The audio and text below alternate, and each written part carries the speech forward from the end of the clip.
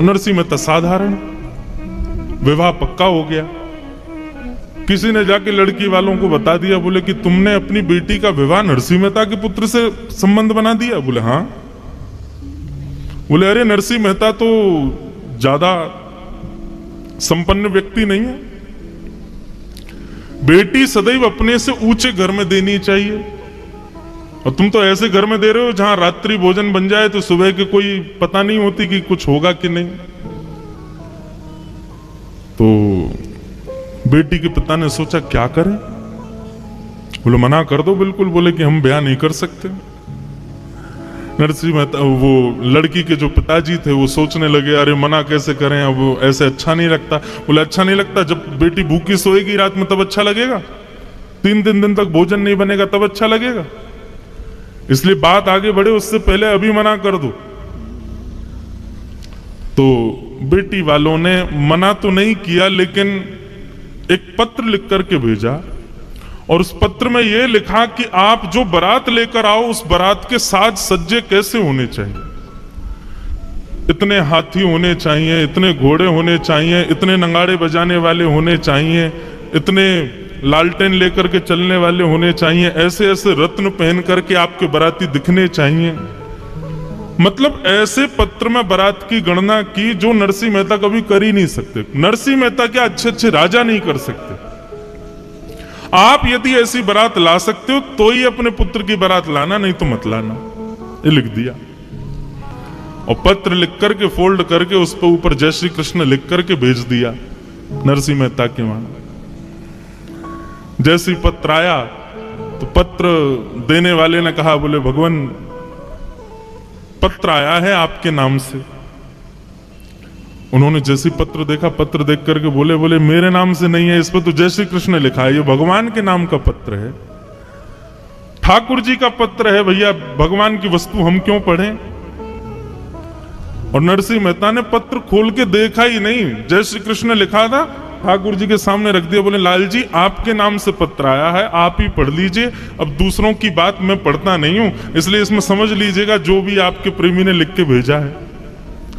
ठाकुर जी खड़े खड़े मुस्कान लगे, बोले कि अरे नरसिंह पढ़ तो ले एक बार, तुम 4-5 दिन बाद बारात ले जाओगे, नाक कटवाओगे मेरी।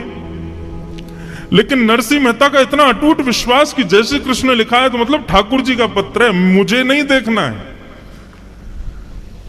और जब ठाकुर जी कोई पत्र दे दिया तो फिर नरसिंह मेहता तो अपनी पतली सी घोड़ी पे बेटा को बैठाए, 4 बारातियों को लिए चलने लगे। ठाकुर जी बोले भैया नरसिंह अकेला जा रहा है, नाक कट जाएगी अगर ऐसे गया तो। पत्र जब हमारे हवाले किया तो जो जो पत्र में लिखा था, किसी गली से घोड़ों की कतार आ गई, ले करके लोग आ गए, दुल्हा को लाके बढ़िया घोड़ी पर बैठा दिया, कहीं से हाथियों पर चढ़ के महाराजा आ गए। नरसिंह मेहता सोचते जा रहे हैं पता नहीं कहां से कौन आ रहे हैं, हमारे पुत्र के मित्र सखा आदि होंगे। देखते ही देखते ऐसी बारात हो गई, ऐसी बारात हो गई, 33 कोटि देवता बारात में आ गए। महाराज दुनिया भर के गाजे बज रहे हैं, बाजे बज रहे हैं, नगाड़े बज रहे हैं, भूतों न भविष्यति, किसी ने ऐसी बारात देखी नहीं, ऐसी बारात नरसिंह मेहता के पुत्र की जा रही।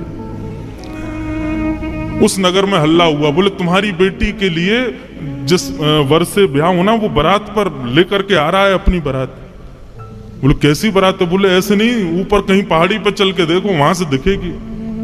ऊपर पहाड़ी पर जाकर के जब देखा तो दूर दूर तक महाराज सोने चांदी हीरे जवाहरातों से लदे हुए बढ़िया बढ़िया महाराजा हाथियों पर बैठे हैं, बीच में घोड़ों पर सुंदर सुंदर नगर सेठ बैठे हैं, आगे एक परम सुंदरी घोड़ी के ऊपर में नरसिंह मेहता का पुत्र बैठा है, और सबसे आगे नगाड़ों के बीच में नृत्य स्वयं द्वारिकाधीश कर रहे हैं और बारात लेकर के जा रहे हैं।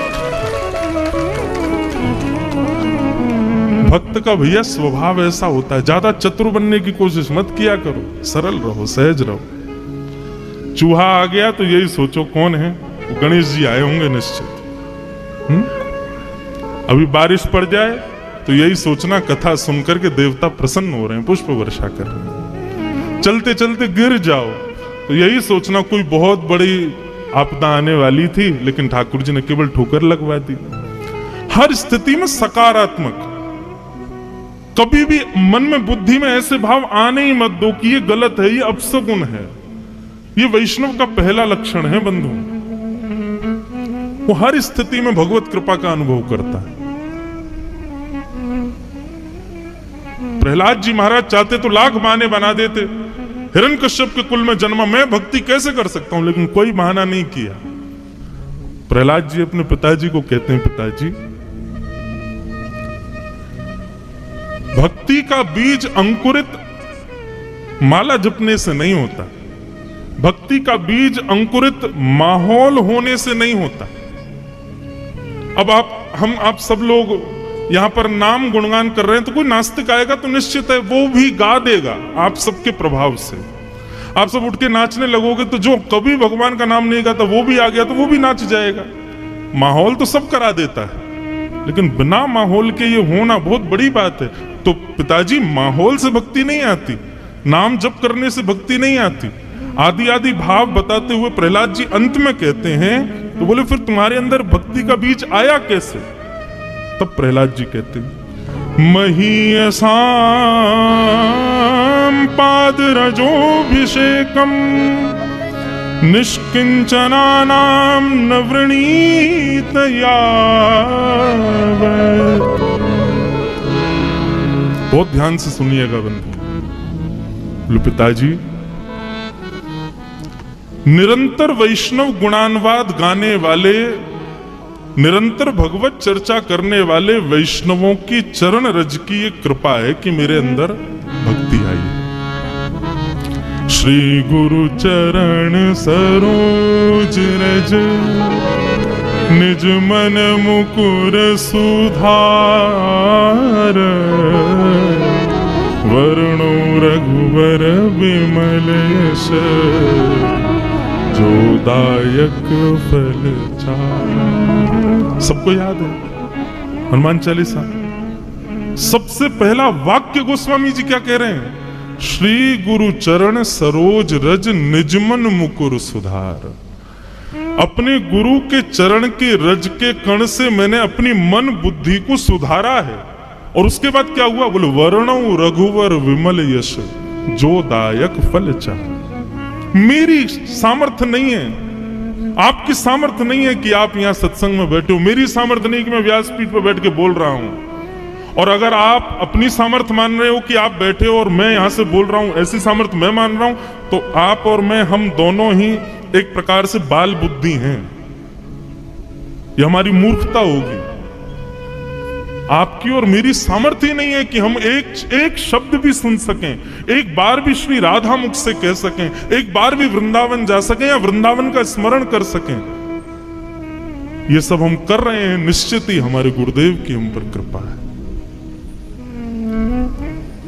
प्रहलाद जी कह रहे हैं, हिरण्यकश्यप बोले तुझ पे गुरुदेव की कृपा कब हो गई और यहां कौन से गुरु आ गए? तो प्रहलाद जी ने सारे वेद खोल दिए। बोले पिताजी आप तो गए थे अमर होने के लिए हिमालय पर, उस समय मां को मारने के लिए राक्षस आए थे, उस समय मैं गर्भ में था। आप जब तपस्या से लौट करके आए उस समय मेरी आयु 5 वर्ष की थी, लेकिन आपने तपस्या की 1000 वर्ष तक, 10,000 वर्ष तक। आपने एक बार भी विचार नहीं किया कि 10,000 वर्ष बाद में आया मेरा बेटा 5 ही वर्ष का है। क्यों?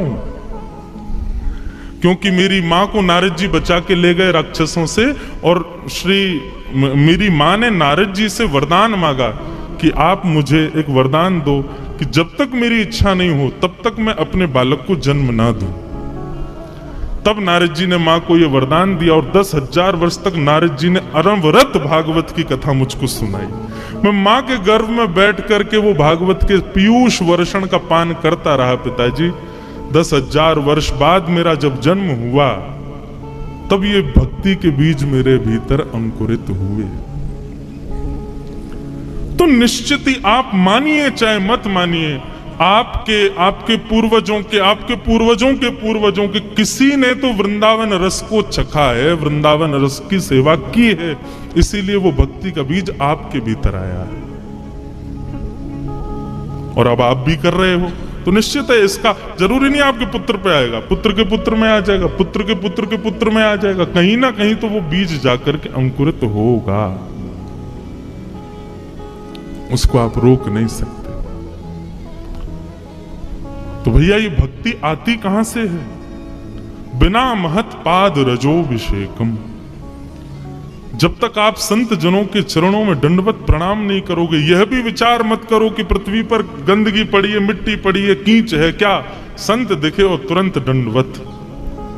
जब इतनी तत्परता संतों के वैष्णवों के प्रति रहेगी, तब भक्ति के बीज अंकुरित होंगे। तो निश्चित ही हम आप सब लोगों ने, या मेरे पूज्य नाना जी पंडित श्री कृष्णलाल शास्त्री जी, वो कहा करते थे, बोले लाला हम पूर्व जन्म में सूरदास कुम्मनदास तो नहीं रहे होंगे, पर जब सूरदास कुम्मनदास मीराबाई आदि ये सब ब्रज के भक्त वृंदावन में रहते होंगे और ये गली मोहल्लों से कहीं से निकलते होंगे, उस गली में हम आप सब लोग भी किसी ना किसी रूप में जाते रहे होंगे और उन लोगों की एक बार हम पर दृष्टि पड़ गई होगी।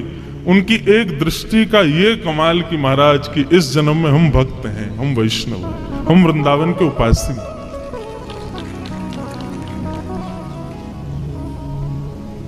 एक गुरुवाणी सुन रहा था मैं, चरण कमल तेरे धोए धोए पीवा मेरे, सदगुरु दीन दयाल। क्यों? अच्छा एक और बात, आप इस भाव से ये मत सोच लेना कि संत जहां से भी जाएं वहां चरण रज उठा के माथे से लगा लें, उनके चरण धो के और उसको दिन रात पीवें, उससे तो होता ही है, पर उसके पहले उनकी वाणी सुनकर के अपने चित्त को, अपनी बुद्धि को, उसको स्थिर करना पड़ेगा, उसकी स्थिति का अनुमान लगाना पड़ेगा, तभी यह संभव हो सकता है। हमारे वृंदावन में गौड़िया वैष्णव संप्रदाय के एक महापुरुष रहते थे, सेवा में पधारा, नित्य सेवा करते थे। एक बार उनके ठाकुर जी ने बंगाल के किसी वैष्णव भक्त को स्वप्न में दर्शन देके आज्ञा की कि तुम वृंदावन चले जाओ। बंधुओं एक मेरी बात बहुत ध्यान से सुनो, ठाकुर जी का जब अनुग्रह होता है तो सबसे पहले ठाकुर जी स्वप्न में दिखेंगे। भगवत दर्शन ऐसे नहीं होगा स्पष्ट ठाकुर जी प्रकट हो गए, दिख गए, चल रहे फिर रहे हैं, दिख रहे हैं हमको, ऐसा नहीं। ठाकुर जी सबसे पहले स्वप्न में दर्शन देंगे, और स्वप्न में भी प्रत्यक्ष नहीं दिखेंगे। ठाकुर जी की कोई ना कोई अंग का दर्शन होगा, ठाकुर जी की कोई ना कोई वस्तु का दर्शन, वंशी दिख जाएगी, मोर मुकुट दिखेगा, ठाकुर जी की पीली पीतांबरी दिखेगी। रात्रि में सोते सोते ऐसा लगेगा मानो चंदन की सुगंधी आ रही हो, केसर की सुगंधी आ रही हो, ऐसे ऐसे अनुभव ठाकुर जी कराते हैं।